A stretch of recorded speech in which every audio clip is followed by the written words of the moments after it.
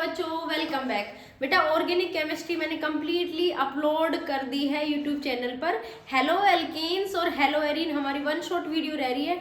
Try shot मैं पहले से अपलोड कर चुकी थी, ठीक है बेटा। लेकिन उनसे शुरुआत करने से पहले मैं आप लोगों को एक बहुत प्यारी लाइन बोलूंगी। अक्सर वही लोग बुराई करते हैं जिनसे आपकी बराबरी नहीं होती। कहने का मतलब ये है कि कई आपके दोस्त होंगे, रिश्तेदार होंगे, वो कहते होंगे अरे 12 घंटा पढ़ते हैं तो 8 घंटा पढ़ता है, लेकिन इसके मार्क्स अच्छे नहीं आते। ठीक है, मतलब इससे अभी कुछ भी पूछ लो ये आंसर नहीं कर पाएगा। तो बेटा उनको मजाक बनाने दो, उनका काम है। उनसे नहीं पढ़ा जाता लेकिन आपसे पढ़ा जाता है। अपनी बुक उठाओ, नोटबुक उठाओ और रिएक्शंस करना शुरू कर दो। आज वैसे भी दी एंड होने वाला है ऑर्गेनिक केमिस्ट्री का, तो थोड़ा जोश से पढ़ो, ठीक है। ये जो शुरू का चैप्टर बिल्कुल लास्ट में करवा रही हूँ क्योंकि मैं पहले अपलोड कर चुकी थी, इसलिए दोबारा से वन शॉट में कवर करवा रही हूँ। और भाई एग्जाम को ध्यान में रख के करा रही हूँ, जो इंपॉर्टेंट चीजें वो शॉर्ट में बता रही हूँ, बिल्कुल कि एक एक चीज पता चल जाए, रिवीजन फास्ट हो जाए, ठीक है।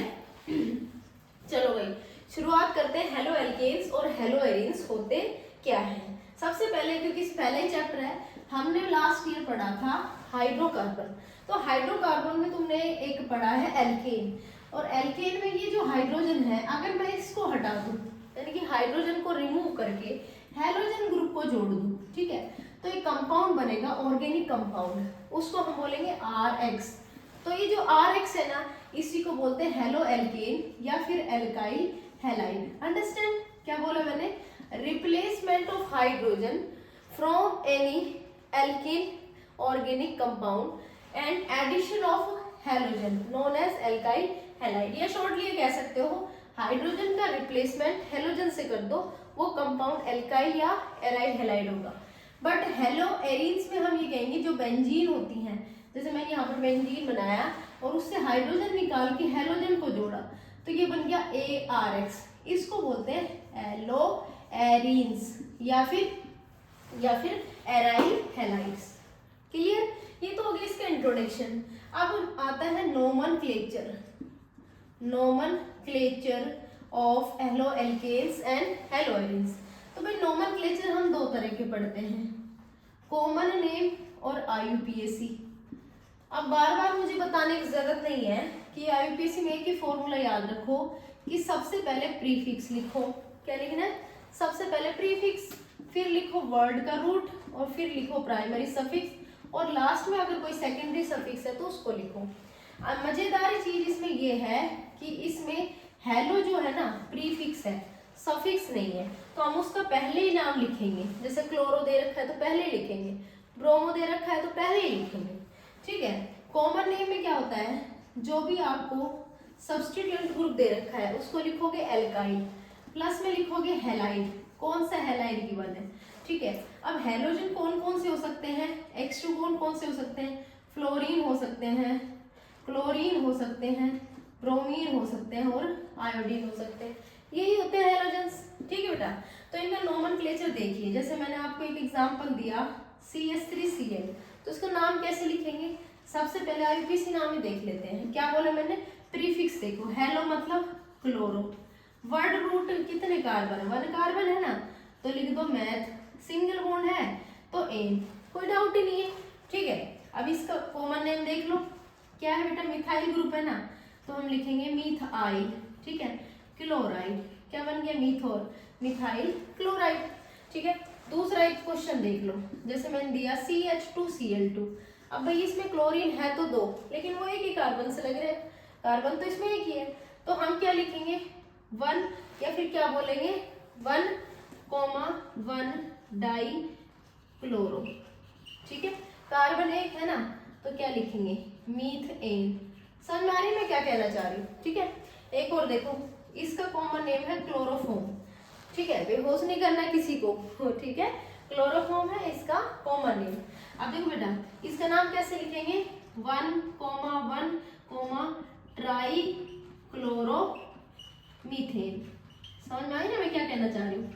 या फिर मैं डायरेक्ट ये भी कह सकती हूँ ट्राइक्लोरोमीथेन भी बोल सकते हो, 4 हो तो टेट्राक्लोरोमीथेन। ये एक फॉर्मेट होता है नोमेनक्लेचर लिखने का, IUPAC नोमेनक्लेचर करने का, ठीक है। इसको फटाफट से एक बार लिख लो, ठीक है। फिर हम पढ़ेंगे क्लासिफिकेशन, और क्लासिफिकेशन बहुत ध्यान से पढ़ना क्योंकि क्लासिफिकेशन हम इसी चैप्टर में अच्छे से पढ़ते हैं। बाकी ऑर्गेनिक का पूरी का क्लासिफिकेशन इसी के बेसिस पे करते हैं, वो बार बार नहीं पढ़ते हम। और तुमने ध्यान दिया होता है अल्कोहल फिनोल में मैंने बहुत डिटेल में बार बार में नहीं बताया, वो इस चैप्टर में बताऊंगी पर, ठीक है। इसको मैं इरेज कर रही हूँ, नोट डाउन कर लिया करो, साथ के साथ हाथ चलाते रहो ही। हाथ चलेंगे तो सर्दी कम लगेगी, दिमाग ज़्यादा चलेगा, इसलिए अपने नोट्स बनाया करो। नोट्स नहीं बनाते तो कम से कम जो पढ़ा रही हूँ उसको ध्यान से पढ़ो, और फिर बाद में रिएक्शंस खुद से करके देखो। मेरी हेल्प से बार बार में करोगे तो रिवीजन अच्छा नहीं होगा, ठीक है। जब तक खुद नहीं करोगे तब तक नहीं हो पाएगा। चलो, अब मैंने क्या बोला, जो अपना सेकेंड टॉपिक है वो है क्लासिफिकेशन ऑफ हेलोएल्केन्स और हेलोएरीन्स, ठीक है। तो देखो बेटा, क्लासिफिकेशन हम वैसे बहुत सारे तरीके से कर सकते हैं, लेकिन मेजरली मैं दो तरीके से बताऊंगी, एक हाइब्रिडाइजेशन और दूसरा मैं कहूंगी नंबर ऑफ हेलोजन ग्रुप, ठीक है। तो पहला क्लासिफिकेशन कर देंगे on the basis of number of halogen group, भाई कितने जुड़ रहे हैं, एक जुड़ रहा है, दो जुड़ रहा है, तीन जुड़ रहा है, ठीक है। तो पहले को मैं बोलूंगी mono halogen. Mono halogen, mono halogen का मतलब है एक हेलोजन जुड़ना, जैसे मैंने लिखा CH3X, तो इसको क्या बोलेंगे, मोनो हेलोजन, ठीक है। या फिर मैं अगर बेंजीन रिंग्स के साथ भी X जोड़ती हूँ तो ये मोनो डेरिवेटिव है, ठीक है। अब दूसरा देखो, दूसरे को बोलेंगे डाई हेलोजेंस। डाई हेलोजेंस का मतलब एटलीस्ट दो हेलोजन ग्रुप हो, ठीक है। अब वो सेम कार्बन पे भी हो सकता है और डिफरेंट पे भी हो सकता है। जैसे मैंने कहा कि मेरे पास में जो ये है ना कंपाउंड है, इसके साथ दो Cl जुड़ रहे हैं, तो है तो ये डाई हेलोजन नहीं ना, है तो डाई हेलोजन, ठीक है। अब सेम कार्बन पे भी हो सकता है, जैसे इस सेम कार्बन पे है, या फिर अलग अलग कार्बन पे भी हो सकता है, जैसे मैंने इस पे लगाया है, ठीक है। इनकी वैलेंसीज पूरी कर लेते हैं। कितने बॉन्ड बन रहे हैं इधर, एक इधर, दो चाहिए, ठीक है, दो चाहिए। तो ऐसे हेलोजन दो एटलीस्ट दो प्रेजेंट हो, उनको हम डाई हेलोजन बोलते हैं, ठीक है। अब एराइल रिंग में भी देख लीजिए, जैसे मैंने क्या किया, दो जगह पर Cl लगा दिया तो डाई हेलोजन है, ठीक है। हाँ, डाई हेलोजन में अलग भी हो सकता है, जैसे मैंने यहाँ पर Cl लगाया, यहाँ पर Br, तो हेलोजन तो प्रेजेंट है ना, दो प्रेजेंट है, ठीक है। तो ये क्लासिफिकेशन हो गया। तीसरा, इसी की बेसिस पे मैं बताऊंगी, थर्ड है बेटा, यहाँ पर लिख देती हूँ ट्राई हेलोजन। ट्राई हेलोजन का मतलब क्या, एटलीस्ट तीन हेलोजन प्रेजेंट, देखो CX CX CX अलग अलग कार्बन पे है ना, तो इसको हम बोलते हैं ट्राई हेलोजन। अब बेंजीन रिंग में देखो, इधर देखो, यहाँ पर लगा दो Cl, यहाँ लगाया Cl, यहाँ लगाया Cl, तो ट्राई हेलोजन है। समझ में आ गई बात, सेम भी हो सकता है, डिफरेंट भी हो सकता है। तो ये मैंने पहला क्लासिफिकेशन बता दिया on the basis of number of halogen groups, ठीक है। और जो दूसरा है उसको हम बोलते हैं विस डाई हैलाइड। क्या बोलते हैं बच्चे, विस डाई हैलाइड्स। देखो, नंबर ऑफ हेलोजन के बेसिस पे मोनो, डाई और ट्राई पढ़ते हैं, लेकिन इन्हीं के डेरिवेटिव मैं कह सकती हूँ, इन्हीं का पार्ट है जेम डाई हैलाइड और विस डाई हैलाइड। बट यहाँ से क्वेश्चन बहुत इंपॉर्टेंट बनता है, चलो बताते हैं क्या होते हैं विस डाई हैलाइड्स। विस डाई हैलाइड्स ही कहते हैं, भैया आपने कहा कि दो हेलोजन प्रेजेंट हो सकते हैं, बट एक बात का ध्यान रखना कि वो दो हेलोजन सेम कार्बन पे नहीं होना चाहिए और डिफरेंट डिफरेंट कार्बन पे होना चाहिए। लेकिन अगर आप डिफरेंट पे भी लगा रहे हो ना, तो वो एडजेसेंट कार्बन होने चाहिए, उन्हीं को हम क्या बोलते हैं, विस डाई हैलाइड्स। समझ में आया क्या कहना चाह रही हूँ। जैसे मान लो मैंने यहाँ पर Cl लगाया, दोनों जगह पर Cl प्लेस किया, ठीक है, यहाँ इनकी वैलेंसी कंप्लीट कर दो, तो ये दोनों ही कार्बन एडजेसेंट कार्बन है, तो इसको बोलते हैं विस डाई हैलाइड्स। अच्छा, ये आगे भी बताऊंगी। अगला है बेटा जेम डाई हैलाइड्स। अब जो इम्पोर्टेंट है ना, उसके नोमेनक्लेचर हम साथ के साथ करेंगे। कॉमन नेम के नाम से जानते हैं कि इनमें से मान लो तुमसे एमसीक्यू पूछ लिया और पूछ लिया भाई जेम डाई हैलाइड्स कौन से हैं, तो कैसे पता करेंगे। तो ध्यान रखना, sp3 जो भी कार्बन होगा ना, हाइब्रिडाइजेशन एक तो उसका sp3 होगा, दूसरी बात उस कार्बन से एटलीस्ट दो हेलोजन सेम हेलोजन एटलीस्ट उससे जुड़े होंगे, ठीक है। जैसे मैं यहाँ पर Cl लगा रही हूँ, ठीक है, और ये अपना किसी भी इधर की तरफ कार्बन से बॉन्ड बनाएगा। ये दो भी हो सकते हैं, ज्यादा भी हो सकते हैं, इसका कोई फिक्सेशन नहीं है, बट इसका फिक्सेशन है कि एटलीस्ट दो हेलोजन उसके पास प्रेजेंट होंगे और उस कार्बन का हाइब्रिडाइजेशन sp3 होगा, वही जेम डाई हैलाइड्स होंगे, ठीक है। ये क्लियर हो गया, ठीक है, वेरी गुड। अब आते हैं इनका नाम। देखो कॉमन नेम आप लोगों को अच्छे से पता है कि इसको जेम डाइहैलाइड बोलते हैं, इसको विस डाइहैलाइड होते हैं, लेकिन इसके अलावा भी एक नाम और है।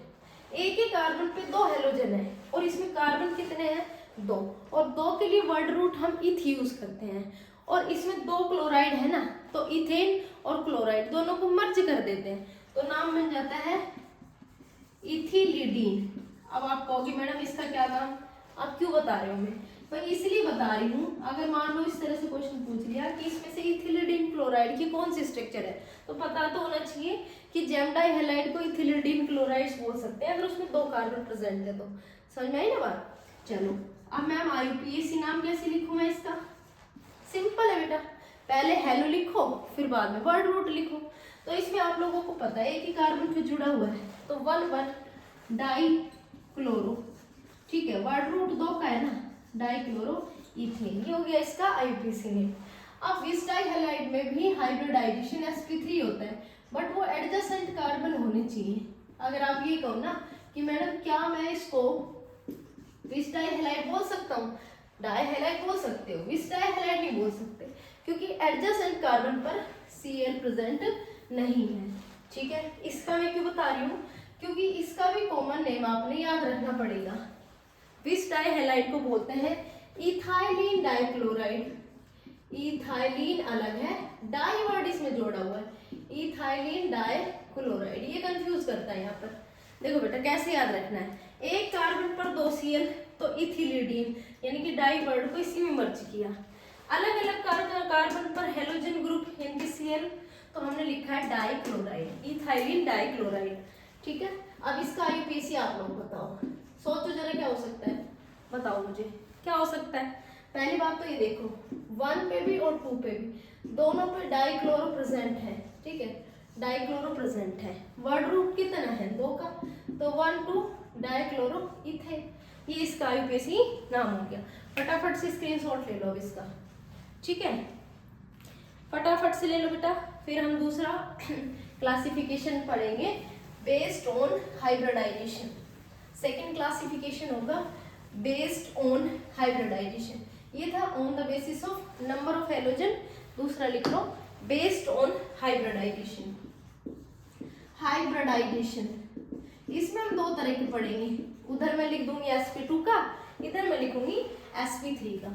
तो सबसे पहले हम sp3 को ही कवर करेंगे कि एक ऐसा कार्बन जिसका हाइब्रिडाइजेशन sp3 है, ठीक है, उनके अलग अलग नाम निकलेंगे।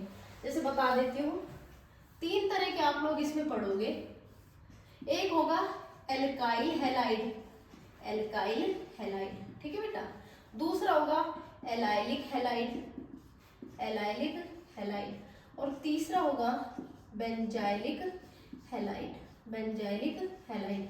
अंडरस्टैंड ना। चलो कर लेते हैं इनको। यहाँ से इसका और इसका जरूर ध्यान रखना, यहाँ से क्वेश्चन आ सकते हैं, पूछ सकते हैं इसमें से एलाइलिक का, एलाइलिक हैलाइड कौन सा, एलाइलिक एल्कोहल कौन सा, तो भाई कैसे देखना है आपने, बस वो ध्यान रखना है।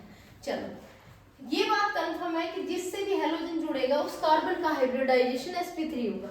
चलो भाई, एल्काइल हैलाइड 1 डिग्री हो सकता है, 2 डिग्री हो सकता है और 3 डिग्री हो सकता है। तो कंफर्म हो गया होगा कि जब हम इस तरह से लिखेंगे ये 1 डिग्री, जब हम इस तरह से लिखेंगे तो ये 2 डिग्री, और जब हम इस तरह से लिखेंगे, मान लो इस तरह से मैं लिखती हूँ, तो ये 3 डिग्री। इनको बोलते हैं हम, क्या बोलते हैं बेटा इनको, alkyl halides. 1 degree 2 degree primary, secondary और टर्शरी एल्काइल हैलाइड्स एग्जाम्पल है sp3 हाइब्रिडाइज कार्बन के। चलो इसका सबको पता है, सबको याद रहता है, यहाँ से क्वेश्चन भी नहीं बनते, बट यहाँ से पूछ सकते हैं कि एल्काइल हैलाइड क्या है। तो बच्चे एल्काइल हैलाइड से पहले कार्बन पता करो कि एलाइलिक कार्बन कौन सा है, तो बताते हैं डबल बॉन्ड से, यानी कि चाहे इधर देख लेना, जैसे मैं इधर बना देती हूँ चेन, डबल बॉन्ड से, यानी कि इस sp2 हाइब्रिडाइज कार्बन से जस्ट नेक्स्ट वाला कार्बन एलाइलिक कार्बन होता है। अगर ये एलाइलिक कार्बन है, सपोज करो ये एलाइलिक कार्बन है, तो इस पर जो मैं X ग्रुप लगाऊंगी वो एलाइलिक हैलाइड होगा। अब आप कहोगे क्या मैम इधर वाला ये एलाइलिक हैलाइड है? नहीं बेटा, अगर मान लो इस वाले sp2 से अगले कार्बन, जस्ट अगले कार्बन पर भी अगर Cl या X कुछ भी प्रेजेंट है, तो वो भी क्या होगा, एलाइलिक एलाइलिक हैलाइड। समझ में आ गया मैं क्या कहना चाह रही हूँ। तो देखो यहाँ पर ध्यान से देखो, ये जो कार्बन है ना इसका हाइब्रिडाइजेशन sp3 है और इस sp3 हाइब्रिडाइज कार्बन से हैलोजन जुड़ा हुआ है, तो इसको बोलते हैं एलाइलिक हैलाइड। ठीक है, तो एक स्ट्रक्चर देखो, देखो अगर मान लो मैं साइक्लोहेक्सेन रिंग बनाती हूँ, ठीक है, और तुमसे पूछती हूँ इसमें से ये बताओ मुझे कि एलाइलिक हैलाइड इसमें प्रेजेंट है या नहीं है, तो आपका आंसर होगा यस। कैसे प्रेजेंट है, यहाँ पर देखो, इसका हाइब्रिडाइजेशन sp2, इसका हाइब्रिडाइजेशन sp2, बट इससे नेक्स्ट इधर की तरफ ये जो एलाइलिक कार्बन है इससे कौन जुड़ रहा है, Cl जुड़ रहा है, तो इसका हाइब्रिडाइजेशन sp3। यहाँ पर एलाइलिक कार्बन है बट इसमें हैलाइलिक हैलाइड प्रेजेंट नहीं है। समझ में आ गया बात, ठीक है। चलो आगे बढ़ते हैं। बेंजाइलिक हैलाइड, तो बेंजाइलिक हैलाइड में कंफर्म है कि बेंजीन रिंग से सीधा सपाट जो ये कार्बन प्रेजेंट है इसको बोलते हैं बेंजाइलिक कार्बन। अब भाई इसका हाइब्रिडाइजेशन क्योंकि sp3 है तो सारे 4 सिग्मा बॉन्ड तो प्रेजेंट होने चाहिए, तो एक तो ये हो गया, 2 ये हो गए, एक यहाँ पर x जोड़ दो, तो इसको बोलते हैं बेंजाइलिक हैलाइड। ठीक है, कुछ बच्चे कहेंगे लो मैडम बेंजीन रिंग बनाओ हेलोजन लगाओ, तो क्या ये बेंजाइलिक हैलाइड है, नहीं, गलत आंसर है। चलो कोई बात नहीं मैडम, एक काम करते हैं हम इस तरह से यहाँ पर Cl लगा देते हैं, तो क्या ये बेंजाइलिक हैलाइड है, नहीं, ये एलाइलिक हैलाइड है, बेंजाइलिक नहीं है। समझ में आ गया होगा। बेंजीन रिंग से अगला कार्बन, बेंजीन रिंग से हट के कोई कार्बन जिसका हाइब्रिडाइजेशन sp3 हो और उस पर हेलोजन जुड़ता है तो ही बेंजाइलिक हैलाइलिक हैलाइड बोलेंगे। चलो समझ में आ गया ना sp3 वाला। अब पढ़ेंगे on the basis of hybridization में सेकेंड टाइप, हाइब्रिडाइजेशन में सेकेंड टाइप जिसका हाइब्रिडाइजेशन क्या हो, sp2। ठीक, अभी मैंने तुम्हें बताया था विस डाई हैलाइड, अब मैं तुम्हें बताऊंगी एक और याद कर लो, विनाइलिक हैलाइड। कैसे कैसे नाम है मैम, बेटा विस जो जहर दे रहे हैं, ठीक है, जहर नहीं भाई, ठीक है, इथाइलिन डाइक्लोराइड से याद रख लो। विस डाई हैलाइड में क्या खास बात होती है कि विनाइल विस डाई हैलाइड में एडजेसेंट कार्बन जो भी होंगे वो sp3 हाइब्रिडाइज होंगे, और विनाइलिक हैलाइड में क्या होंगे, जिस भी कार्बन से आप हैलोजन जोड़ रहे हो, मान लो इसी से जोड़ना है मुझे, ठीक है, इसी से जोड़ना है, तो वो sp2 हाइब्रिडाइज कार्बन होगा। क्या होगा, sp2 हाइब्रिडाइज कार्बन। समझ में आ गई बात। चलो इसी में एक और है जिसको हम बोलते हैं एराइल हैलाइड। क्या बोलते हैं बेटा, एराइल हैलाइड। इसका कंफर्म है बेंजीन रिंग से जो भी हैलोजन ग्रुप डायरेक्ट जुड़ा हुआ उसको हम क्या बोलते हैं, एराइल हैलाइड। जैसे इसको बोला क्लोरोबेंजीन, जैसे Cl लगाया ना तो इसको बोल दिया क्लोरोबेंजीन। ठीक है, अब इसमें एक बार हाइब्रिडाइजेशन चेक करवा देती हूँ। यहाँ पर देखो, अगर मान लो यहाँ डबल बॉन्ड प्रेजेंट है, एक सिग्मा, दूसरा सिग्मा, तीसरा सिग्मा, तीन ही सिग्मा तो है, तो हाइब्रिडाइजेशन है इसका sp2। ये है बेटा क्या अपना, क्या बेटा अपना ये क्लासिफिकेशन ऑफ हेलो एल्केन्स और हेलो एरीन्स। ठीक है, अब एक छोटा सा क्वेश्चन तुमसे है, उसका आंसर तुम करोगे। इसका IUPAC नाम मुझे सजेस्ट करो। ठीक है, बेंजाइलिक हैलाइड है, इसका IUPAC नेम क्या हो सकता है, इसको आप लोग सजेस्ट करो। चलो बेटा फटाफट से बताओ, फिर मैं आप लोगों को बताती हूँ। चलो सोच लिया, बताओ क्या हो सकता है। जो भी है आप चेक कर लेना। देखो बेटा कैसे लिखेंगे, सबसे पहले प्रीफिक्स देखो, फिर इसमें वर्ड रूट देखो, कार्बन की स्ट्रेट चेन देखो, इसमें एक ही कार्बन है। ठीक है, और ये जो है ये सब्स्टिट्यूएंट है, ये सब्स्टिट्यूएंट पहले कार्बन पे लग रहा है तो इसको हम बोलते हैं 1-फिनाइल। क्या बोलेंगे, 1-फिनाइल। इस वाले ग्रुप को बोलेंगे 1-फिनाइल। इसको क्या बोल रहे हैं, मान लो सपोज करो मैंने Cl लिया, तो क्लोरो और फिनाइल में से पहले कौन आएगा, अल्फाबेट के अकॉर्डिंग फिनाइल पहले लिखूं या फिर क्लोरो पहले लिखूं। चलो जल्दी बताओ बेटा। अगर इसमें कुछ भी आपने जोड़ रखा है तो आप पहले लिखोगे हेलो, फिर लिखोगे फिनाइल कौन सी पोजीशन पे, ठीक है, और लास्ट में लिखोगे कितने कार्बन है, मेरे पास एक ही है, तो आपका इसका नाम क्या हो गया, हेलो फिनाइल मीथेन। ठीक है, समझ में आ गई ना बात। चलो अब मैं इसको इरेज कर देती हूँ, स्क्रीनशॉट ले लो, नहीं लिया तो चलो इरेज कर देती हूँ। आगे बढ़ते हैं, अब आते हैं प्रिपरेशन मेथड्स, और बहुत इंपॉर्टेंट है प्रिपरेशन मेथड में लुकास टेस्ट। जो टेस्ट इंपॉर्टेंट है ना वो भी साथ के साथ बताएंगे भाई, ये वाला इंपॉर्टेंट है। तो इस चैप्टर में और अल्कोहल फिनोल ईथर में कॉमन टेस्ट एक लुकास टेस्ट बता देती हूँ पहले। 1 डिग्री रिएक्ट नहीं करते, या फिर बहुत रेयरली करते हैं। 3 डिग्री सबसे फास्ट रिएक्ट करेंगे, ठीक है। जो 3 डिग्री अल्कोहल होंगे वो तुरंत रिएक्शन कर देंगे, विद इन सेकेंड्स टर्बिडिटी आ जाएगी। सेकेंडरी अल्कोहल्स कुछ मिनट लेंगे, 1 आध मिनट लेंगे, फिर टर्बिडिटी आएगी। प्राइमरी अल्कोहल जो होंगे काफ़ी लंबे टाइम 15-20 मिनट बाद टर्बिडिटी शो करेंगे। तो ये आइडेंटिफिकेशन टेस्ट हुआ प्राइमरी, सेकेंडरी और टर्शियरी अल्कोहल्स, और इस टेस्ट का नाम होगा लुकास टेस्ट। पहचान है इसकी, HCl के साथ एनहाइड्राइड ZnCl2 मिलेगा, ठीक है, तभी आप समझ जाना कि लुकास टेस्ट है। चलो टाइम वेस्ट नहीं करते हैं, फटाफट से बता देती हूँ। अगला टॉपिक है प्रिपरेशन मेथड्स। क्या है बच्चे? Preparation methods. क्या बनाना है? Alkyl halides. तो सबसे पहले हम बताएंगे अल्कोहल से कैसे कैसे बना सकते हैं। तो यहाँ पर लिख लीजिए ROH, ठीक है, सब में ROH कॉमन है। अब यहाँ पर फटाफट से स्टार्ट कर दीजिए रिएक्शंस को कराना। सबसे पहले मैं बताऊंगी HX के साथ, HX में मैं स्पेशली HCl डाल देती हूँ। HCl के साथ एनहाइड्राइड ZnCl2 अगर प्रेजेंट है तो ये लुकास टेस्ट की पहचान है कि लुकास टेस्ट है, ठीक है। लुकास टेस्ट है, RCl बनेगा। क्या बनेगा? RCl।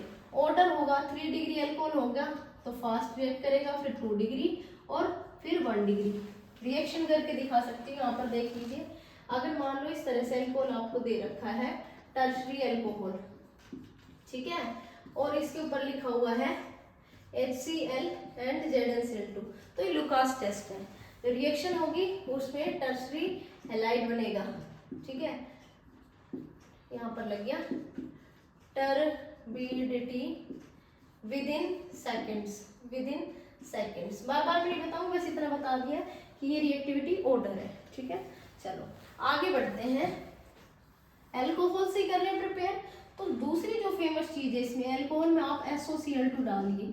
ये मैं इसलिए बता रही हूँ क्योंकि आपसे पूछ सकते हैं PCl5, PCl3 और SOCl2 किसको प्रीफर करोगे? SOCl2 को, क्योंकि SOCl2 के साथ कराने में फायदा ये है, एल्काइल क्लोराइड बनने के साथ साथ जो 2 बाय प्रोडक्ट बनेंगे वो दोनों गैस बनेंगे, और गैस का फायदा ये है कि हमें प्योर मिक्सचर मिल जाता है, ठीक है। चलो PCl5 के साथ करा दी तो भी RCl ही बनेगा, बट यहाँ पर PCl5 साथ में POCl3 बाहर निकलेगा, ठीक है, और HCl गैस। ये हमने अल्कोहल फिनोल ईथर में ऑलरेडी डिस्कस कर रखी है केमिकल रिएक्शन में। PCl3 के साथ करोगे RCl बनेगा, H3PO3 बाहर होगा। समझ में आ गई बात? Very good. चलो SOCl2 के साथ में हो गई, PCl5 साथ में हो गई, PCl3 के साथ में हो गई। अब बस बेटा, अगर मान लो आपको दे रखा है रेड फॉस्फोरस, क्या दे रखा है बेटा? रेड फॉस्फोरस, और वो उसके नीचे लिख रखा है, यहाँ पर लिख रखा है रेड फॉस्फोरस और X2, और इसको हीट करना है। तो इसका मतलब है कि इसमें भी क्या बनेंगे? Alkyl halides. क्या बनेंगे बेटा? Alkyl halides. तो ये जितने भी प्रिपरेशन मेथड्स थे उसमें हमने अल्कोहल से क्या बनाया है? Alkyl halides. फटाफट से इसको नोट डाउन कर लो। चलो बेटा फटाफट से लिख लो, नोट डाउन कर लो। ये मैं थोड़ा इरेज कर देती हूँ। सेकेंड है बेटा बाय हाइड्रोकार्बन्स। जो दूसरा मेथड है उसमें हम पढ़ेंगे हाइड्रोकार्बन से। हाइड्रोकार्बन से कैसे बना सकते हैं? तो इसके 2 मेथड हैं। एक तो होगा एल्केन्स से, जो भी आपको एल्केन गिवन है, और दूसरा होगा एल्कीन्स से, ठीक है। दोनों का ही बता देती हूँ। एल्केन्स जो होंगी इसमें सब्स्टिट्यूशन रिएक्शन होगी, सब्स्टिट्यूशन रिएक्शन होगी। कौन सी होगी बच्चे? Substitution reaction. और जो सब्स्टिट्यूशन रिएक्शन है इसमें इंटरमीडिएट बनते हैं फ्री रेडिकल्स। कौन से बनते हैं? Free radicals. अंडरस्टैंड? और फ्री रेडिकल की स्टेबिलिटी ये होती है 3 to 1, मतलब 3 रेडिकल फिर 2 डिग्री फिर 1 डिग्री, ये स्टेबिलिटी ऑर्डर होता है, ठीक है। अब इसमें हम मोस्टली कराते हैं क्लोरीनेशन। क्या कराते हैं? क्लोरीनेशन, ठीक है। तो जो क्लोरीनेशन होगा मार्कोनिकॉफ एडिशन के अकॉर्डिंग होगा। बस ये ध्यान रखना कि मेजर प्रोडक्ट 3 डिग्री रेडिकल बनेगा। 3 डिग्री रेडिकल होगा वहां पर क्लोरीनेशन ज्यादा होगा, ठीक है। चलो इसकी रिएक्शंस में साइड में लिख देती हूँ, इधर की तरफ देख लो एक बार, एल्केन्स की रिएक्शन यहाँ पर देख लो। सपोज करो मैंने लिया है एग्जांपल ब्यूटेन का, ठीक है, ब्यूटेन 1 2 3 4 4 कार्बन है, ये मैंने लिया है, क्लोरीनेशन करा रही हूँ और यहाँ पर सनलाइट आपको गिवन है, तो यहाँ पर फ्री रेडिकल रिएक्शन होगी। तो दो तरह के प्रोडक्ट बनेंगे, एक तो बनेगा ये 1 2 3 4, यहाँ पर लगाया मैंने Cl, प्लस में दूसरा बनेगा ये 1 2 3 4 और Cl। तो ये तो है 2 डिग्री और ये है 1 डिग्री कार्बन, समझ में आ गई बात। तो इसमें आप लिखोगे मेजर प्रोडक्ट जो होगा ना वो ये बनेगा और माइनर प्रोडक्ट जो होगा ये बनेगा। इस चीज़ का ध्यान रखना बेटा, अगर आपको स्ट्रेट चेन गिवन है तो। लेकिन अगर मैं पासा पलट देती हूँ और इस पर लगा लो स्टार, ये इंपॉर्टेंट है। अगर मैं क्वेश्चन पलट देती हूँ और मैं यहाँ पर क्वाटरनरी यानी कि CH3 क्वाटरनरी का कोई एग्जांपल लेती हूँ और क्लोरीनेशन कराती हूँ सनलाइट की प्रेजेंस में, तो ऐसा नहीं होता कि मेजर प्रोडक्ट जो हो टर्शरी पे बनेगा, प्राइमरी पे बनेगा। ये एक्सेप्शन याद कर लो, चाहे कैसे भी याद कर लो कि क्वाटरनरी का अगर कोई एग्जांपल है तो वो कुछ इस तरह से बनेगा। यहाँ पर देखो ये कार्बन, ये CH3, ये CH3, ये CH3, इधर की तरफ बनेगा CH2Cl, ना कि इधर की तरफ। समझ में आ गई बात, ठीक है, इस बात को नोट डाउन कर लो। तो ये होता है क्लोरीनेशन ऑफ एल्केन। अगला बेटा एल्कीन, ठीक है, एल्कीन का सीधा सा फंडा है, एल्कीन का क्या कराना है, HX का एडिशन कराना है, जिसको क्या बोलते हैं, देखो ये है हाइड्रोजन, ये है हैलाइड, तो डी इसको क्या बोलते हैं, हाइड्रो हेलोजन एडिशन। समझ में आ गई भाई, ठीक है। तो इसमें हम दो तरह से करते हैं, मार्कोनिकोव एडिशन और एंटी मार्कोनिकोव एडिशन, ठीक है। मार्कोनिकोव की पहचान ये है कि जैसे HBr हुआ, HCl हुआ, ये विदाउट पेरोक्साइड मिलते हैं, ठीक है। और इसमें 3 डिग्री 2 डिग्री 1 डिग्री यानी कि कार्बोकेटाइन की स्टेबिलिटी के अकॉर्डिंग प्रोडक्ट बनते हैं। एंटी मार्कोनिकोव की पहचान ये है कि इनके साथ में मोस्टली तो HBr ही दे रखा होता है, HBr के साथ पेरोक्साइड गिवन होता है, ठीक है। और इसमें उल्टा हो जाता है, जो मोर इलेक्ट्रोनेगेटिव एटम होता है ना, मोर इलेक्ट्रोनेगेटिव एटम यानी कि जैसे मैंने Br ले रखा है, Br हुआ, OH हुआ, वो वहां अटैक करेगा जहां ज्यादा हाइड्रोजन होंगे, मोर हाइड्रोजन अवेलेबल होंगे। और इसमें उल्टा होता है, मार्कोनिकोव में Br वहां अटैक करेगा जहां पर लेस हाइड्रोजन अवेलेबल होंगे। इस बात को ध्यान रखना, ठीक है। चलो इसकी रिएक्शन में यहाँ पर शिफ्ट कर देती हूँ, यहाँ पर देखो एक बार। चलो अब इसका केस है सिमेट्रिकल एल्कीन का। सिमेट्रिकल एल्कीन में कोई दिक्कत नहीं है, जैसे मान लो मैंने लिया CH2 डबल बॉन्ड CH2 और यहाँ पर HBr का एडिशन कराती हूँ, ये मार्कोनिकोव एडिशन है, तो आप किसी भी कार्बन से H लगा दो और किसी भी कार्बन से Br लगा दो, कोई दिक्कत नहीं है। लेकिन अनसिमेट्रिकल एल्कीन, जैसे मैंने प्रोपीन ही लिया CH3 CH double bond CH2, यहाँ दिक्कत है। अगर HBr लिखा हुआ है तो Br नेगेटिव है और ये पॉजिटिव है, तो Br इस कार्बन पर अटैक करेगा और H इस कार्बन पर अटैक करेगा, तो प्रोडक्ट मेजर प्रोडक्ट तो बनेगा ये CH3 CH Br and CH3। समझ में आ गई ना मैं क्या कहना चाह रही थी। लेकिन अब मैं कंडीशन चेंज कर दूं और यहाँ पर लिख दूं HBr के साथ पेरोक्साइड गिवन है, तो उल्टा होगा। अब यहाँ पर तो अटैक करेगा H और यहाँ पर अटैक करेगा Br, ठीक है। तो ये हो गया एंटी मार्कोनिकोव और मार्कोनिकोव रूल। नोट डाउन करो इसको फटाफट से, लिखो। टेस्ट अभी तक हमने एक ही पढ़ा है, उसको हमने ल्यूकास टेस्ट बोला है, ठीक है। उसके अलावा भी दूसरा कोई टेस्ट मैंने आप लोगों को पढ़ाया नहीं। आप पढ़ेंगे एल्कीन का, जिसको हम बोलते हैं टेस्ट फॉर अनसैचुरेशन, ठीक है, जिसमें हम डबल बॉन्ड और ट्रिपल बॉन्ड का आइडेंटिफिकेशन टेस्ट करते हैं कि अगर सिंगल बॉन्ड है तो वो टेस्ट देगा नहीं, लेकिन अगर डबल बॉन्ड या ट्रिपल बॉन्ड प्रेजेंट है तो ये टेस्ट देगा। और ये पिछले साल तुमने हाइड्रोकार्बन में पढ़ा है, तो फटाफट से कमेंट करो कि मैं कौन सी टेस्ट की बात कर रही थी, ठीक है, मेरे बताने से पहले, ठीक है। चलो क्या बोला बेटा मैंने, टेस्ट है तो जरूर ध्यान से देखना। टेस्ट फॉर अनसैचुरेशन, अनसैचुरेशन क्या होता है, ब्रोमीन टेस्ट इसको हम बोलते हैं, Br2 विद CCl4। ब्रोमीन का कलर होता है ब्राउनिश, ब्राउनिश कलर होता है।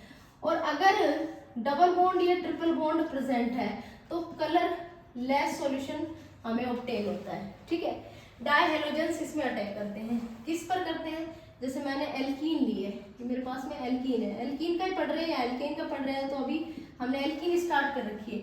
एल्कीन के साथ अगर तुम्हें ये मिलता है ना Br2CCl4, तो बिना सोचे समझे डबल बॉन्ड हटा करके सिंगल बॉन्ड लगा के यहाँ दोनों तरफ Br जोड़ देना।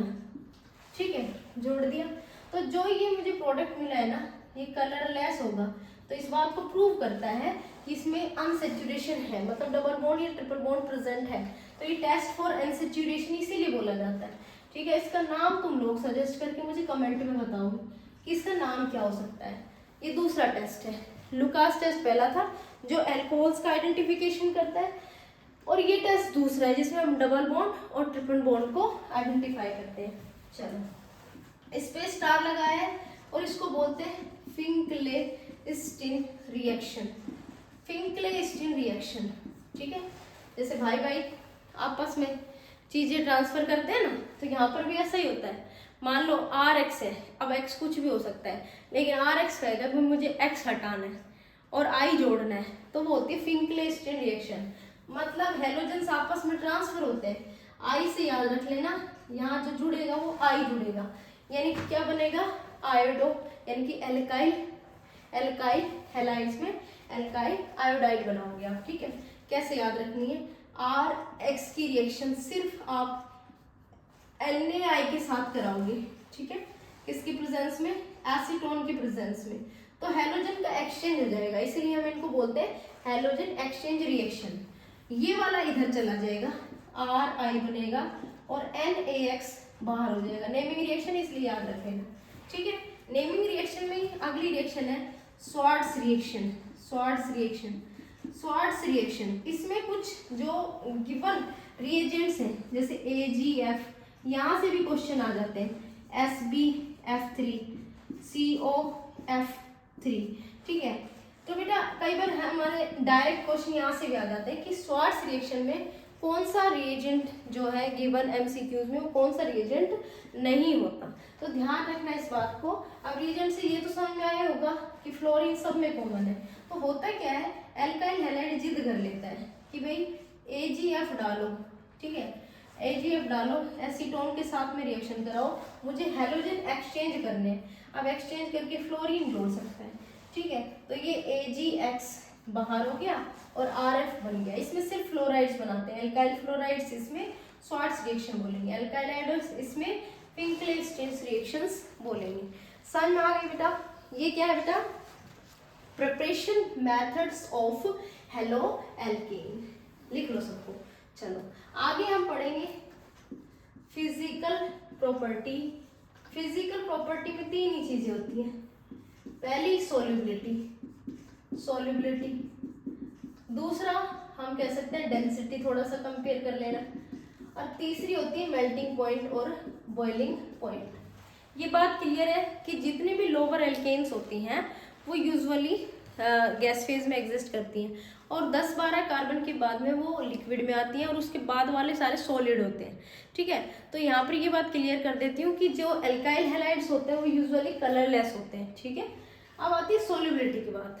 तो सोल्युबिलिटी बेसिकली हम या तो वाटर में चेक करते हैं, या तो पोलर में या नॉन पोलर में। तो मैं यहाँ पर सिर्फ वाटर की बात करूंगी। तो भाई वाटर को चाहिए क्या? हाइड्रोजन बॉन्ड जिसमें अच्छे से सोल्यूबल हो पाएगा। बट अगर किसी के पास ना हो हाइड्रोजन बॉन्ड और थोड़ी बहुत पोलैरिटी भी हो, अब पोलैरिटी डिसाइड होती है उसके नेचर से। जैसे मैंने ये X बनाया, तो ये जो शेयरिंग की इलेक्ट्रॉन है ये अट्रैक्ट करेगा इसके ऊपर नेगेटिव और इसके ऊपर पॉजिटिव, तो पोलैरिटी तो है इसमें।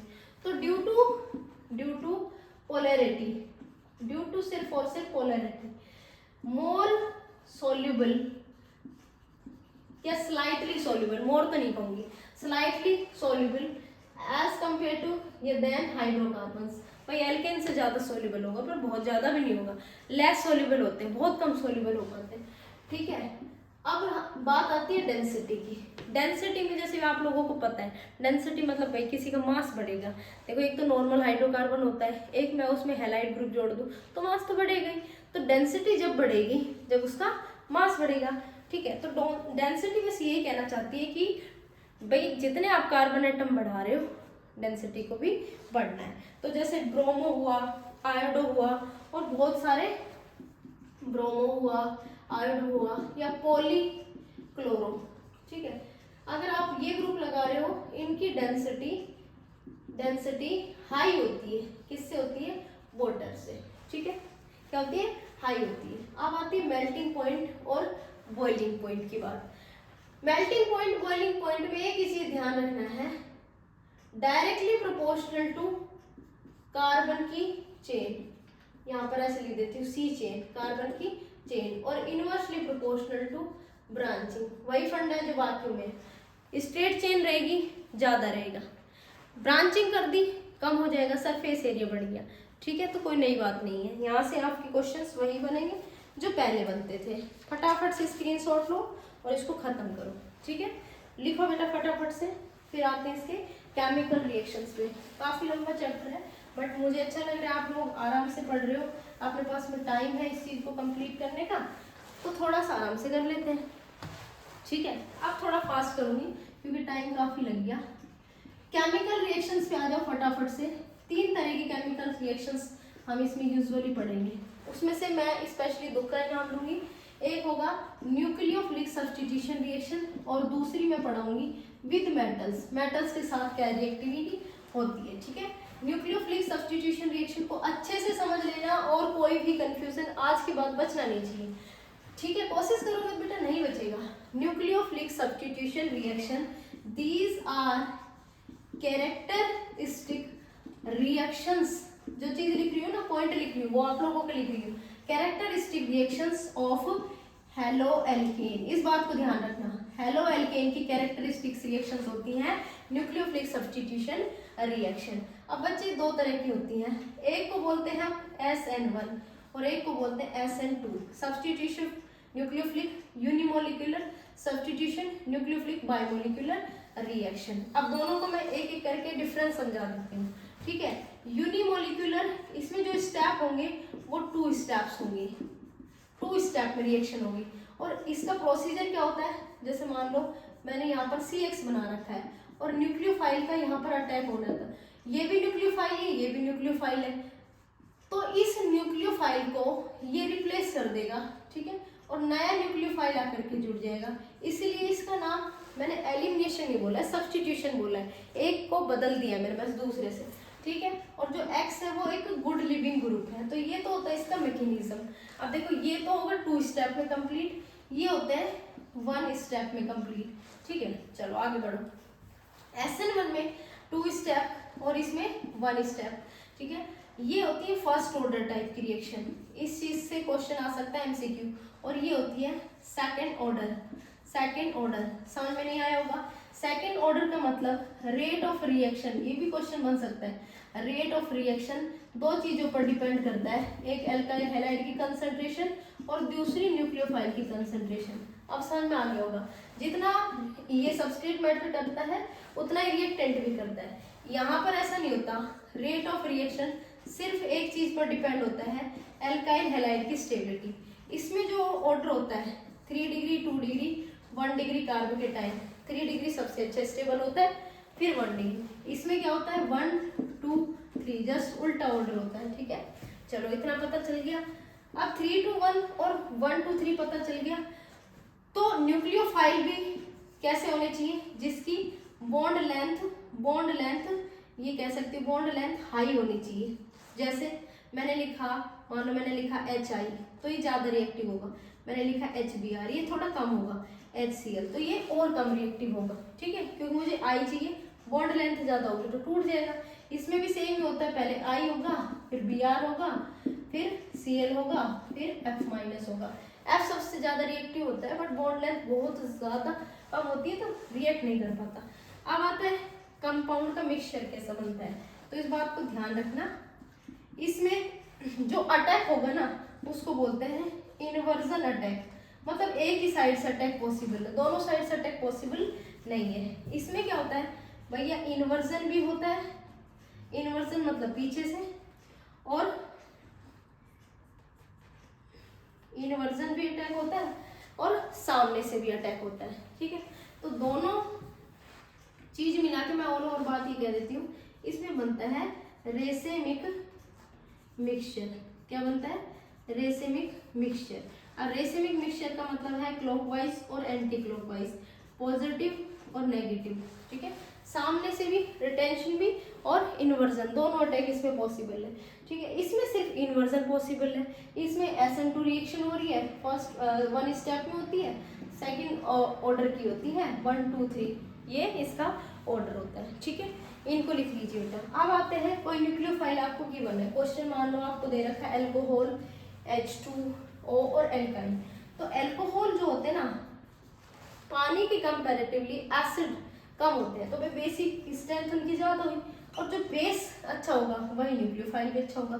तो एल्कोहल H2O से ज़्यादा क्या होते हैं, अच्छे न्यूक्लियोफाइल होते हैं, तो ये ज़्यादा रिएक्टिव करेंगे और ये कम रिएक्टिविटी शो करेंगे। फटाफट से इन दोनों में डिफरेंस लिख लो। मैं यहाँ पर न्यूक्लियोफिलिक एडिशन रिएक्शंस को शुरू कर रही हूँ, ठीक है।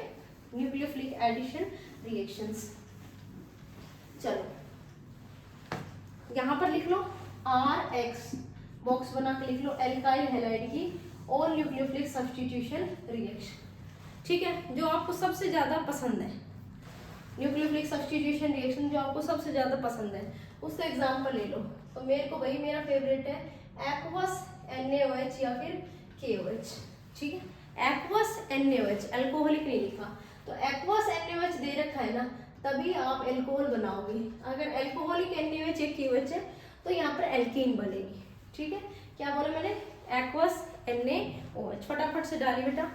दूसरा एल्कोक्साइड, जैसे मैंने डाल दिया सोडियम एल्कोक्साइड, तो इधर R इधर R, यहाँ से बॉन्ड टूटेगा और ये ईथर का फॉर्मेशन हो जाएगा, NaX बाहर हो जाएगा, ठीक है। तो यहाँ पर जो एल्कोक्साइड है ये क्या है, न्यूक्लियोफाइल है, ठीक है, इस पर अटैक कर रहे हैं, ठीक है। लिखो इसको फटाफट। तीसरा बेटा क्या होगा, KCN, और चौथा क्या होगा, AgCN। जिसको आंसर आता है वो खुद से लिखो, ठीक है। एक क्या है, कोवैलेंट बॉन्ड बना रहा है और दूसरा आयनिक बॉन्ड बना रहा है, ठीक है बेटा। लिखो बेटा, अगर KCN के साथ में रिएक्शन करोगे तो ये बनेगा RNC, इसको क्या बोलते हैं, एल्काइल नाइट्राइल। इस बात का मैं ध्यान रखना है, इसीलिए मैं नाम भी लिख रही हूँ उनके, और किसी के नहीं लिख रही। AgCN में ऐसा नहीं होता, AgCN में CN ही पहले जुड़ता है, इसको क्या बोलते हैं, एल्काइल, इसको क्या बोलते हैं, साइनाइड, एल्काइल साइनाइड, ठीक है। आप देखो आगे, आगे देखो बेटा, अगर KNO2 के साथ में रिएक्शन कराएं या फिर AgNO2 के साथ में रिएक्शन कराएं, तो इसमें जस्ट उल्टा होता है। यहाँ पर जो प्रोडक्ट बनेगा उसमें क्या होगा, जैसे इसमें था RNC, यहाँ पर क्या होगा, AgNO2, AgRNO2, और ऊपर वाले में क्या होगा, ONO, क्या होगा बेटा, ONO, और इसमें क्या होगा, NO2। समझ में आ गया बेटा, इसको फटाफट से नोट डाउन कर लो। चलो एक सेकेंड, हाँ बेटा, यहाँ पर ये AgCN है और यहाँ पर KCN है, इसको एक बार ठीक कर लो। इसको AgCN लिखेंगे तभी एल्काइल नाइट्राइल बनते हैं, और KCN के साथ में क्या बनते हैं, एल्काइल साइनाइड। इसको फटाफट से नोट डाउन कर लो, ठीक है बेटा। चलो, और कौन बचता है, लिथियम एल्यूमिनियम हाइड्राइड, क्योंकि इसके पास में भी क्या होता है, न्यूक्लियोफाइल। यहाँ पर जो हाइड्राइड है ना, ये न्यूक्लियोफाइल का काम कर रहा है, R के साथ में जुड़ेगा तो एल्केन बना देगा, ठीक है। और कौन हो सकता है, अमोनिया हो सकता है। अब अमोनिया के साथ X, ठीक है, एक HX बाहर कर दो, HX बाहर कर दिया, R के साथ में क्या जुड़ेगा, NH2, तो ये क्या बन गई, 1 डिग्री अमाइन, और ये सारी क्या है, न्यूक्लियोफिलिक सब्स्टिट्यूशन रिएक्शन। ले लो बेटा इसका फटाफट से स्क्रीनशॉट, ठीक है। इधर से रिएक्शन को लिख लो, मैं इनको रेज कर देती हूँ। अगली रिएक्शन, सेकेंड रिएक्शन एलिमिनेशन, और थर्ड है विद मेटल्स, ठीक है। फिर अपनी ये रिएक्शंस इसकी कंप्लीट हो जाएंगी। चलो, क्या बताया बेटा मैंने, एलिमिनेशन रिएक्शन। देखो, एलिमिनेशन को मैं वहाँ पे बता सकती थी, बट ये ध्यान रखना, इसमें क्या होता है बेसिकली, डिहाइड्रो हेलोजिनेशन, हेलोजिनेशन कौन से कार्बन से, बीटा हेलोजन, यहाँ पर क्या होता है, रिमूव होता है, ठीक है। चलो यहाँ पर देखो, होता है क्या बेसिकली, जैसे मान लो मैंने एल्काइल हैलाइड लिखा, CH3 CH2। चलो स्ट्रक्चर बना के बता देती हूँ। यहाँ पर H, यहाँ पर H, यहाँ पर H, यहाँ पर H, यहाँ पर H और यहाँ पर X। ठीक है, यहाँ पर लिखा हुआ है एल्कोहलिक KOH। तो ये क्या करती है, डीहाइड्रोहेलोजिनेशन करते हैं। अल्फा कार्बन का हेलोजन और बीटा कार्बन का H दोनों यहाँ से रिमूव हो जाते हैं और -HX हो जाता है। तो ये जो शेयरिंग के इलेक्ट्रॉन ये यहाँ पर वापस आ जाते हैं और ये बन जाता है CH2 डबल बॉन्ड CH2। इसको बोलते हैं एलिमिनेशन रिएक्शन। नेक्स्ट बेटा मेटल्स के साथ, मेटल्स के साथ वाली रिएक्शन इंपॉर्टेंट है। ठीक है, पहली बात एल्काइल हैलाइड की अगर मेटल के साथ रिएक्शन करा रहे हो तो 2-3 मेटल याद रख लो। एक सबसे पहले मैग्नीशियम के साथ, इसको बोलते हैं मैग्नीशियम मेटल के साथ एसीटोन के साथ रिएक्शन कर रहा है तो X हटाएगा और RMgX बन जाएगा, जिससे हम कह सकते हैं ये ग्रिग्नार्ड रिएजेंट बनाता है। ठीक है, दूसरी बात अगर मान लो एल्काइल हैलाइड की सोडियम मेटल के साथ रिएक्शन करा रहे हो एसीटोन के प्रेजेंस में तो यहाँ पर 2NaX बाहर हो जाएगा और बदले में 2 R आपस में जुड़ जाएंगे। तो यहाँ पर मैं कह सकती हूँ किसी भी एल्केन का फॉर्मेशन हो सकता है। ठीक है, और इस रिएक्शन का नाम होता है वुड्स रिएक्शन। वुड्स रिएक्शन क्या होता है बेटा, वुड्स रिएक्शन। ठीक है, आगे मान लो सोडियम मेटल की आप एराइल हैलाइड के साथ रिएक्शन करा रहे हो एसीटोन की प्रेजेंस में तो यहाँ पर क्या होता है बेंजीन रिंग के साथ, जैसे मैंने मान लो RCH3 ले रखा है तो इस तरह से सब्स्टिट्यूएंट जुड़ जाता है और 2NaX बाहर हो जाता है। ये बिल्कुल सेम इसी तरह की है क्योंकि इसमें एल्काइल हैलाइड भी एराइल हैलाइड भी दोनों प्रेजेंट है तो इसको बोलते हैं वुड्स फिटिज रिएक्शन। क्या बोलते हैं, वुड्स फिटिज रिएक्शन। ठीक है बेटा, ये हो गई मेटल्स के साथ, सोडियम मेटल के साथ और मैग्नीशियम मेटल के साथ। ठीक है, इसको नोट डाउन कर लो, स्क्रीनशॉट ले लो, नोट डाउन कर लो, जो भी आपको ठीक लगता है बेटा फटाफट से कर लो। चलो कर लिया, चलो बेटा जल्दी करो। चलो बेटा अब मैं पूरा इरेज कर देती हूँ। अब सिर्फ हमारी बचती है प्रिपरेशन मेथड्स ऑफ हेलोएरिन्स और केमिकल रिएक्शंस ऑफ हेलोएरिन्स और पॉलीहेलोजन कंपाउंड्स। Polyhalogen compounds. चलो बेटा देखो, हेलो एल्केन्स और हेलोएरिन्स दोनों में एक ही चीज़ का डिफरेंस है। जो कार्बन है हेलो एल्केन में वो sp3 हाइब्रिडाइज है और हेलोएरिन्स में sp2। उससे क्या होता है, इनकी केमिकल रिएक्टिविटी पर असर पड़ता है। बट पहले हम प्रिपरेशन मेथड्स क्लियर कर देते हैं कि अगर हमें हेलोएरिन्स का फॉर्मेशन करना है, मान लो मुझे ये बनाना है, तो कौन कौन से मेथड है। तो पहला मेथड जो होगा वो होता है डायरेक्ट हेलोजिनेशन। क्या मतलब भाई, मतलब ये कि FeFeCl3 के साथ में अगर मान लो मैं क्लोरीनेशन करा रही हूँ यानी कि हेलोजिनेशन करा रही हूँ, किसका करा रही हूँ, बेंजीन का करा रही हूँ, तो इसको बोलते हैं डायरेक्ट हेलोजिनेशन कराना, जिससे आप क्या बना सकते हो, कोई भी हेलोएरिन बना सकते हो। दूसरा है अगर मान लो मैं HiO4 डाल करके इसको हीट करती हूँ बेंजीन के साथ तो यहाँ पर आयोडीन लग जाता है। ठीक है, तो मैं कह सकती हूँ उससे भी हेलोएरिन्स का फॉर्मेशन हो सकता है।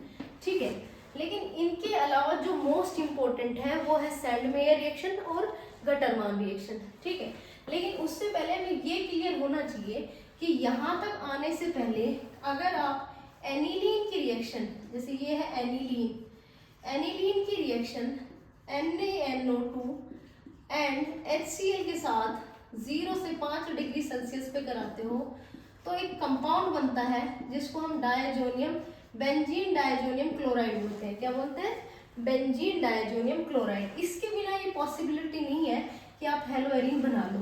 तो ये हो गया डायएजो कंपाउंड। ठीक है, इसकी रिएक्शन अलग अलग चीजों से कराते हैं और उनको हम बोलते हैं सैंडमेयर या गटरमान रिएक्शन। ठीक है, तो अगर मान लो मैं Cu2Cl2 के साथ HCl डालती हूँ, ठीक है, तो ये बनता है क्लोरोबेंजीन। दूसरा देखो, अगर मैं यूँ Cu2Br2 के साथ HBr डालती हूँ तो ये बनता है ब्रोमोबेंजीन। समझ में आई ना मैं क्या कहना चाह रही हूँ, C6H5Br। इन दोनों को कलेक्टिवली, इन दोनों रिएक्शंस को, जिसे मैंने ये डाला है, इसको बोलते हैं सैंडमेयर रिएक्शन। क्या बोलते हैं, सैंडमेयर रिएक्शन। नेमिंग रिएक्शन इसलिए बताया है। ठीक है, अच्छा अब मुझे ये भी बनाना है और ये भी बनाना है, और मेरे पास में कंपाउंड क्या है, डायजोनियम क्लोराइड ही, ठीक है, N2Cl। इधर क्या है, डायजोनियम क्लोराइड N2Cl, लेकिन मैंने उसमें रिएजेंट अलग डाला, और रिएजेंट का नाम क्या है, जैसे कॉपर मेटल के साथ हाइड्रोक्लोरिक एसिड या कॉपर मेटल के साथ HBr, तो भी यही बनेंगे क्लोरोबेंजीन और ब्रोमोबेंजीन, बट इनको कलेक्टिवली बोलेंगे गटरमान रिएक्शन। क्या बोलेंगे, गटरमान रिएक्शन। बस इतना सा ही अंतर है, दोनों नेमिंग रिएक्शन इसलिए बता दिया है, अंतर करके बता दिया। वैसे भी ये क्या है बच्चे, प्रिपरेशन मेथड्स ऑफ हेलोएरिन्स, ठीक है। लेकिन अगर आप कहो कि मैम मुझे फ्लोरोबेंजीन बनाना है, ठीक है, तो उसका क्या तरीका है, तो उसमें कुछ नहीं, डायजोनियम कंपाउंड जो आपने बनाया है उसमें आप Ki डाल दीजिए और Ki के साथ थोड़ी देर के लिए हीट करिए, तो यहाँ पर आयोडो यानी कि आयोडो ग्रुप लग जाएगा, तो ये हो गया आयोडोबेंजीन। बट अगर इसी डायजोनियम क्लोराइड में आप HbF4 डालते हो तो ये बन जाएगा फ्लोरोबेंजीन। समझ आ गई बात। इससे आप किसी भी तरह के कंपाउंड्स बना सकते हो। These are preparation methods of haloarenes. Screenshot लो, खत्म करो, चलो इरेज कर रही हूँ मैं। अब आते हैं बेटे केमिकल रिएक्शंस पे। इसकी 3 केमिकल रिएक्शन फेमस है। एक है न्यूक्लियोफिलिक सब्स्टिट्यूशन रिएक्शन जिस पर कंट्रोवर्सी है, दूसरी जो बेंजीन शो करती है और जो हमने खूब पढ़ी है इलेक्ट्रोफिलिक सब्स्टिट्यूशन रिएक्शन, और तीसरी बसती है मेटल्स के साथ जो अभी मैं रिसेंट में पढ़ी है, ठीक है। तो एक एक करके बताते हैं। सबसे पहले हम बताएंगे न्यूक्लियोफिलिक सब्स्टिट्यूशन रिएक्शन के लिए इनका क्या राय है, क्या मानना है। तो भैया इन्होंने अपनी कंट्रोवर्सी दिखाई कि आप एक बात बताओ हमें, ये आपके पास एल्काइल हैलाइड है और इसके ऊपर नेगेटिव, इसके ऊपर पॉजिटिव, और इसका हाइब्रिडाइजेशन है sp3। चलो वही अच्छी बात है। अब ये कहता है हमारी स्ट्रक्चर देखो जरा ध्यान से, यहाँ पर तुम Cl लगा रहे हो और जो Cl है उसके पास खुद के पास लोन पेयर है, ठीक है, और वो लोन पेयर इधर रिंग की तरफ डोनेट कर रहा है। तो अगर वो डोनेट करेगा ना तो उसकी रेजोनेटिक स्ट्रक्चर्स बनेंगी, और Cl पर पॉजिटिव, यहाँ पर नेगेटिव चार्ज, और यहाँ पर क्या आ जाएंगे, डबल्स बॉन्ड। तो जो मैं रेजोनेटिक स्ट्रक्चर बना रही हूँ इससे दिक्कत कुछ नहीं है, बस एक बात की प्रॉब्लम है कि जो तुम नेगेटिव चार्ज का सेपरेशन देखोगे वो 2 पोजीशन पे दिखेगा, एक तो ऑर्थो पे और एक पैरा पे। क्या समझ में आई बात मैं जो कहना चाह रही हूँ, कि ऑर्थो और पैरा पे नेगेटिव चार्ज का सेपरेशन हो गया। चलो भाई मान ली नेगेटिव चार्ज का सेपरेशन है। दूसरी बात, जो ये कार्बन है ये sp3 हाइब्रिडाइज था, और sp3 हाइब्रिडाइज कार्बन की इलेक्ट्रॉन नेगेटिविटी थोड़ी सी कम होती है, ठीक है, और sp2 हाइब्रिडाइजेशन कार्बन की इलेक्ट्रॉन नेगेटिविटी ज्यादा होती है। फिर मैडम उससे क्या होगा, बच्चे एक बात बताओ, ये नेगेटिव चार्ज दूसरा नेगेटिव चार्ज एक दूसरे को पसंद करेंगे, नहीं करेंगे, रिपल्शन करेंगे। चलो कोई बात नहीं, बताओ मैडम क्या कहना चाहते हो। भाई मेरे पास न्यूक्लियोफाइल है, न्यूक्लियोफाइल जिसके खुद के पास नेगेटिव चार्ज है, और ये भी इलेक्ट्रोनेगेटिव कार्बन हो गया, ज्यादा नेगेटिविटी है, तो ये पसंद नहीं करेंगे as compare to alkyl halide. तो आप रीजन दे सकते हो कि एल्काइल हैलाइड से एराइल हैलाइड की न्यूक्लियोफिलिक सब्स्टिट्यूशन रिएक्शंस कम शो होती हैं, just because of develop double bond या partially double bond in between chlorine and carbon atom. That's why carbon atom show sp2 hybridization which have more electronegative. reason दे सकते हो। चलो ये पता चल गया, बहुत अच्छी बात है। अब भाई एक बात बताओ, अगर मान लो तुम नेगेटिव चार्ज डेवलप कर रहे हो तो न्यूक्लियोफाइल तो अटैक ही नहीं कर पाएगा, कोई तो कंडीशन होगी, तो उसका भी सॉल्यूशन है। अगर मान लो क्लोरोबेंजीन की रिएक्शन तुम NaOH के साथ 623 केल्विन पे कराते हो हाइड्रोलिसिस करके पानी डाल के, तो उससे फायदा ये है कि यहाँ पर न्यूक्लियोफिलिक सब्स्टिट्यूशन रिएक्शन हो जाएगी और Cl की जगह OH जुड़ जाएगा और ये बन जाएगा फिनोल, फिनोल बन जाएगा। और इस प्रोसेस को बोलते हैं डो प्रोसेस, जो हमने अल्कोहल फिनोल ईथर में ऑलरेडी पढ़ा है। बट दिक्कत ये है कि इतना हाई टेम्परेचर और इतना प्रेशर 328 के समथिंग होता है, इतना प्रेशर नॉर्मली पॉसिबल नहीं है, तो उसका क्या फायदा फिर, ठीक है। तो इसका हम क्या तरीका निकालें कि हमारे पास में आराम से फिनोल्स मिल जाए या फिनोल के कोई डेरिवेटिव। तो उसका एक ही तरीका है, देखो हमें न्यूक्लियोफाइल्स की रिएक्टिविटी बढ़ानी है तो इलेक्ट्रॉन विड्रॉइंग ग्रुप्स बढ़ाने हैं। उससे क्या होगा मैम, इलेक्ट्रॉन विड्रॉइंग ग्रुप बढ़ेगा तो नेगेटिव चार्ज की डेंसिटी कम हो जाएगी, नेगेटिव चार्ज की डेंसिटी घट जाएगी, तो उससे क्या होगा, OH की डेंसिटी मतलब अटैक बढ़ जाएगा। चलो समझ में आ गई बात। कहने का मतलब ये है कि अगर कोई नेगेटिव चार्ज को खींचने वाला आ जाए तो वो तो NO2 है बढ़िया, ये अपनी तरफ रिलीज करने लग जाएगा, इलेक्ट्रॉन्स को अट्रैक्ट करने लग जाएगा, तो यहाँ पर नेगेटिव चार्ज कम हो गया, तो इलेक्ट्रोफाइल अटैक कर सकता है। तो ऐसे में मैं ये कह सकती हूँ कि जिस भी क्लोरोबेंजीन के साथ जितने ज़्यादा NO2 लगाओगे उसके न्यूक्लियोफिलिक सब्स्टिट्यूशन रिएक्शन ज़्यादा होगी। अब रिएक्शंस आपको NCERT में दे रखी है, मैं आपको रिएक्टिविटी ऑर्डर लिखवा देती हूँ। जैसे मान लो ये है Cl, ठीक है, और यहाँ पर मैंने तीनों पोजीशन पर NO2 लगाया है, तो इसका Cl रिप्लेस जल्दी होगा, ठीक है, क्योंकि इसके 3 इलेक्ट्रॉन विड्रॉइंग ग्रुप लग रखे हैं जो सिर्फ और सिर्फ वार्म वाटर के साथ ही रिएक्ट कर जाएंगे। क्लोरोबेंजीन जो होगा वार्म वाटर के साथ ही रिएक्ट कर जाएगा। दूसरी मान लो 2 NO2 लगाती हूँ तो भी बेटा रिएक्ट करेगा, बट हल्के से टेम्परेचर की नीड होगी, ठीक है। अगर मान लो सिर्फ मेरे पास अवेलेबल एक ही NO2 है तो इसमें थोड़ा सा ज़्यादा टेम्परेचर लगाना पड़ेगा। ये हो गई nucleophilic substitution reactions of haloarene. ये रीजन मैंने बता दिया, क्वेश्चंस जैसे आ सकते हैं वो मैंने बता दिए।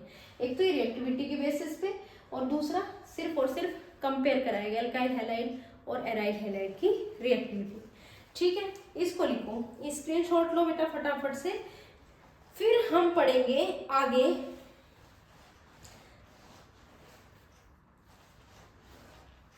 चलो electrophilic substitution reactions of haloarenes, और लास्ट क्या बचती है, मेटल्स के साथ में रिएक्टिविटी, ठीक है।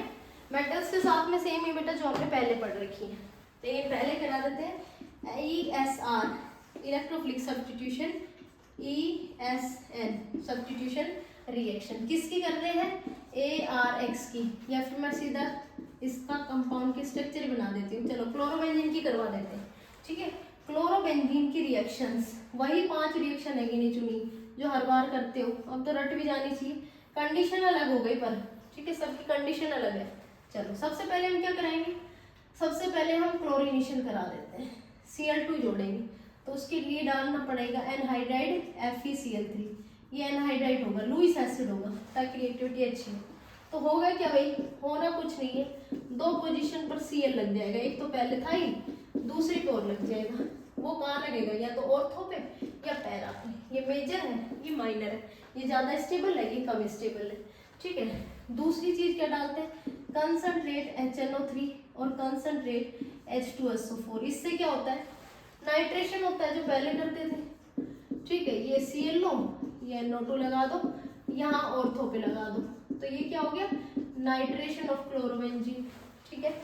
अब कंसनट्रेट सिर्फ सल्फ्यूरिक एसिड डालोगे, थोड़ा सा हीट करोगे, तो यहाँ पर सल्फोनिक बेंजीन सल्फोनिक क्लोराइड जिसको बोलते हैं वो जुड़ेगा, बेंजीन सल्फोनिक क्लोराइड, और दूसरा ऑर्थो पोजीशन पे ये लो, ठीक है। ये क्या बेटा, इलेक्ट्रोफिलिक सब्स्टिट्यूशन रिएक्शन कहाँ पर ज्यादा होगा, जहाँ पर बेंजीन पर, ठीक है। एक क्वेश्चन और बताऊंगी अभी मैं इसमें, अब यहाँ पर स्टार लगा लो और FCR लिख लो, फ्रीडिल क्राफ्ट रिएक्शन 2 होती है, एक है एल्काइलेशन, क्या है बेटा, एल्काइलेशन, यानी कि क्लोरोबेंजीन से किसका फॉर्मेशन करूँ मैं, पहले तो करूंगी टाउलिन का, उसके लिए चाहिए मैं CH3Cl और एनहाइड्राइड AlCl3, उससे होगा क्या, क्लोरोबेंजीन के साथ CH3 ग्रुप लग जाएगा, बिना क्लोरोबेंजीन किसको क्या बोलते हैं, क्या बोलते हैं बेटा, टाउलिन, ठीक है। तो यहाँ पर लगाया मैंने CH3, और ये है ऑर्थो पर CH3,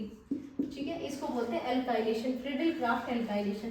दूसरा है एसीटाइलेशन, एसीटाइलेशन क्या लगाना है, CH3COCl एसाइल क्लोराइड डाल दो, और थोड़ा सा एनहाइड्राइड AlCl3, यहाँ से बॉन्ड टूटेगा बेंजीन के साथ में, ऑर्थो पोजीशन पर जोड़ दो, COCH3 COCH3Cl, एक बार किस पे जोड़ना है, ऑर्थो पे, और एक बार पैरा पे, COCH3Cl, ठीक है बेटा। ये है फ्रीडिल क्राफ्ट रिएक्शन। अब सोचो तुम लोग, मेरे पास 2 चीज है, एक बेंजीन और दूसरा है क्लोरोबेंजीन। क्वेश्चन ये है दोनों में से इलेक्ट्रोफिलिक सब्स्टिट्यूशन रिएक्शन की रिएक्टिविटी किस में ज्यादा होगी, और क्यों, और आपको एक्सप्लेन करना है। 2 मार्क्स का क्वेश्चन है, तो कैसे एक्सप्लेन करोगे आप लोग बताओ, फिर मैं बताती हूँ। चलो सोच लिया, चलो अब अपना मैच कर लो। देखो बेटा, इलेक्ट्रोफिलिक सब्स्टिट्यूशन रिएक्शन की कंडीशन क्या है कि यहाँ जो इलेक्ट्रोफाइल है वो नेगेटिव चार्ज को ढूंढेगा। माना कि इसके पास डबल बॉन्ड है बेंजीन में और वो इलेक्ट्रोनेगेटिव एटम रखता है, बट अगर मैं आप लोगों से कहूँ कि कोई ऐसा ग्रुप मेरे पास में जुड़ा हुआ है जो ऑर्थो पैरा पोजिशन पर और नेगेटिव चार्ज को डेवलप कर रहा है, तो ऑब्वियस सी बात है जो इलेक्ट्रोफाइल है वो इन पोजिशन पर फास्ट रिएक्ट करेगा। तो just because of electron donating nature of chlorine, ठीक है, क्या बेटा यहाँ पर इलेक्ट्रॉन डोनेटिंग नेचर है, electron density will increase on ortho and para position, that's why reactivity is high as comparatively benzene. ठीक है, आगे बढ़ो, चलो आगे बढ़िए बच्चे। फिर वही रिएक्शन, अगर आपको एल्काइल हैलाइड की रिएक्शन बतानी है सोडियम मेटल के साथ Na के साथ और दे रखा है एसीटोन, तो कौन सी रिएक्शन होगी? ठीक है, एसीटोन। अगर मान लो 2 एराइल हैलाइड आपस में जुड़ जाती हैं तो क्या बनेगा? बाइफिनाइल। क्या बोलते हैं इसको? डाइफिनाइल भी बोल सकते हैं, बाइफिनाइल भी। ठीक है, इस रिएक्शन बोलते हैं फिटिज रिएक्शन। या फिर मैं कहूँ कि सोडियम मेटल के साथ एक एल्काइल हैलाइड दे रखा है जो अभी भी पड़ा है, तो होगा क्या? यहाँ पर बेंजीन लगाओ, यहाँ पर आर लगाओ। ठीक है, NaX2NX बाहर कर दो। एक है उल्मान, मान लो कॉपर मेटल के साथ एसीटोन दे रखा है, कॉपर मेटल के साथ एसीटोन डाल रखा है, तो इसमें क्या बनता है? तो बेटा इसमें भी बनते हैं अपने बायफिनाइल्स। क्या बनते हैं बेटा? बायफिनाइल्स। तो बायफिनाइल बनाने के 2 ही तरीके हैं, लेकिन इसको हम बोलते हैं उल्मान रिएक्शन। इस बात को ध्यान रखना, ये है फिटिज, ये है वोल्टेज फिटिज और ये है उल्मान रिएक्शन। ठीक है, नोट डाउन कर लो। चलो एक और है Mg के साथ ईथर डाल देती हूँ, तो क्या बनेगा? किर्नलियार्ड रिएजेंट जैसा बनेगा, लेकिन R चेंज होकर के AR हो जाएगा, ये हो गया MgX। ठीक है बेटा, ये है chemical reactions of hello arenes. यहाँ पर खत्म होता है हेलो एल्केन और हेलो एरीन्स। अब आप लोगों ने इतना पढ़ लिया, तो पॉली हैलोजन कंपाउंड को क्यों छोड़े? उनको भी हम एक बार बता देते हैं कि पॉली हैलोजन कंपाउंड में कौन कौन सी चीजें आपने पढ़नी है। ठीक है, चलो लास्ट 10 मिनट में हम इसको खत्म करेंगे। पॉली हैलोजन्स, मार्कर में भी इंक थोड़ी कम होती जा रही है। Poly halogen compounds basically 5 type के होते हैं। बेटा ध्यान देना, ध्यान थोड़ा सा और बना के रखो। 5 टाइप के हैं। पहला है CH2Cl2, सबके फॉर्मूला लिखो।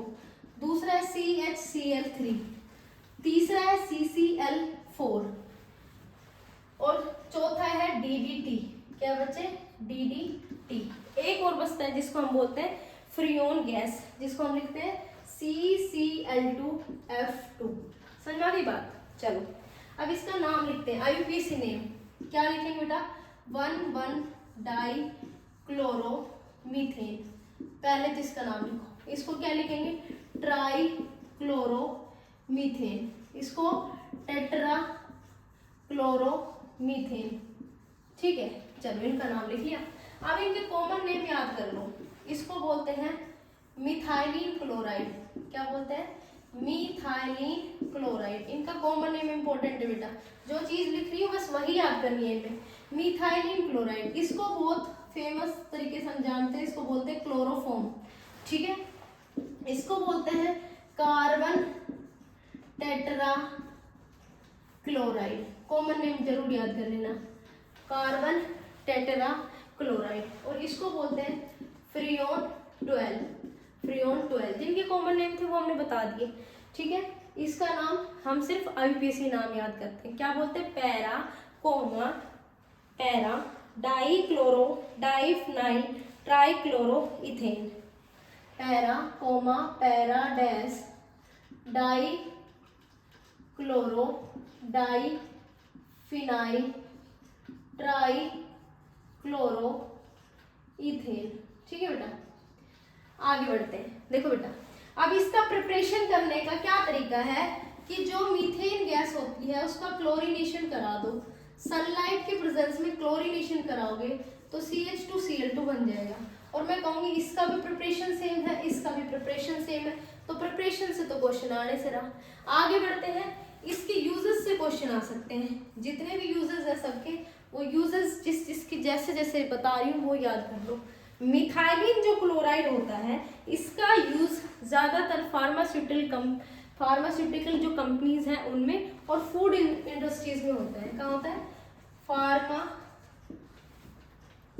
Pharmaceutical companies and food industries. ठीक बेटा, चलो। क्लोरोफॉर्म को हम किसमें क्लिनिक्स में यूज करते थे पहले, ठीक है, उससे क्या ऑपरेट करते थे क्लोरोफॉर्म का यूज करके। क्लोरोफॉर्म के अलावा एक और कंपाउंड है जिसको तुम बोलते हो CHI3। इसका यूज क्या है? कार्बोनिल कंपाउंड का आइडेंटिफिकेशन, एल्कोहल्स का आइडेंटिफिकेशन टेस्ट करने में हम यूजुअली इसका यूज करते हैं, इसलिए इसको बोलते हैं आयोडोफॉर्म टेस्ट। CHI3 डाल करके इसको यूज करते हैं, ठीक है। लेकिन इसका जो क्वेश्चन है, जो सबसे इंपॉर्टेंट जो क्वेश्चन है वो क्या है? वो इसके यूजेस से बनता है। क्या क्वेश्चन है? बेसिकली कि जो क्लोरोफॉर्म्स होते हैं इनको हम डार्क बॉटल में स्टोर क्यों करते हैं? डार्क बॉटल में स्टोर क्यों करते हैं? क्योंकि भाई क्लोरोफॉर्म जो होते हैं लाइट की प्रेजेंस में ऑक्सीजन से रिएक्शन करके एक कंपाउंड बना लेते हैं जिसका नाम होता है फोस्फाजीन। क्या होता है बेटा? फोस्फाजीन, जिसका फॉर्मूला होता है COCl2। फोस्फाजीन, इसको क्या बोलते हैं?